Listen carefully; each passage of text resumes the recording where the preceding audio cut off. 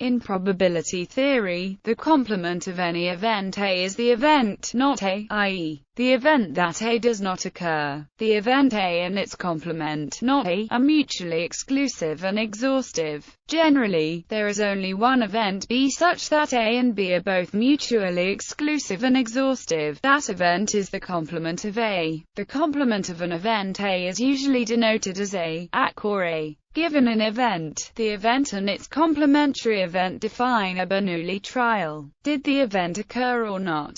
For example, if a typical coin is tossed and one assumes that it cannot land on its edge, then it can either land showing heads or tails, because these two outcomes are mutually exclusive and collectively exhaustive. They are therefore each other's complements. This means that heads is logically equivalent to not tails, and tails is equivalent to not heads. Complement rule. In a random experiment, the probabilities of all possible events must total to 1, that is, some outcome must occur on every trial. For two events to be complements, they must be collectively exhaustive, together filling the entire sample space. Therefore, the probability of an event's complement must be unity minus the probability of the event. That is, for an event A, equivalently, the probabilities of an event and its complement must always total to 1. This does not, however, mean that any two events whose probabilities total to 1 are each other's complements. Complementary events must also fulfill the condition of mutual exclusivity. Example of the utility of this concept: suppose one throws an ordinary six-sided die 8 times.